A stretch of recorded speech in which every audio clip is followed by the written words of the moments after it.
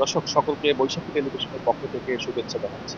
আমি রয়েছি বাগেরহাটের মোড়লগঞ্জ, বাংলাদেশের সর্বদক্ষিণের উপকূলীয় উপজেলা সিডর আইলা রেমাল বিধুক্ত উপজেলা এই মোড়লগঞ্জ। এই মোড়লগঞ্জে একমাত্র বুদ্ধি প্রতিবন্ধী স্কুলটির যাত্রা শুরু হয়েছিল 2012 সালে। 2012 সালে মাত্র 10 জন ছাত্র নিয়ে ছাত্রছাত্রী নিয়ে এই বিশেষ চাহিদা সম্পন্ন শিশুদের যাত্রা শুরু করে প্রতিষ্ঠানটি।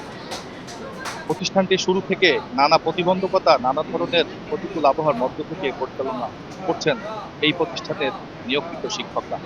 প্রতিষ্ঠানটি 2020 সালে এমপিওভুক্ত হয়। সরকারের সুদৃষ্টি থাকার অভাবে এই প্রতিষ্ঠানটি নানা সমস্যায় জর্জরিত।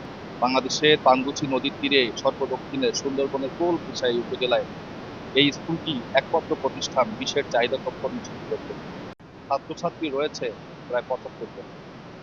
একটি আধুনিক ভবন, প্রতিবন্ধী সহায়ক শিক্ষা উপকরণের অভাব রয়েছে।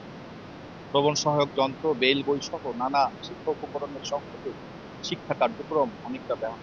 একটি প্রতিবন্ধী সন্তান তার বাবা মায়ের কাছে পরম ভালোবাসার পাত্র। অন্য একজন স্বাভাবিক সন্তানের মতোই বড় করতে চান তাদের সেই সন্তান। আর মোড়লগঞ্জে এই 437 বর্গমাইলের এই উপজেলায় একটিমাত্র প্রতিবন্ধী স্কুল রয়েছে, যে প্রতিবন্ধী স্কুলটি প্রতিষ্ঠার 15 বছর অতিবাহিত হলেও আজও ভবন নির্মাণ হয়নি।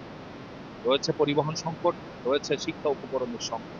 এই প্রতিবন্ধীদের পাশে যেন সরকারের কর্তৃপক্ষ এসে দাঁড়িয়ে তাদের একটি আধুনিক ভবন নির্মাণ করে দেয়, এমনটাই প্রত্যাশা এই প্রতিষ্ঠানে কর্মরত শিক্ষক এবং প্রতিবন্ধী বাচ্চাদের অভিভাবকদের।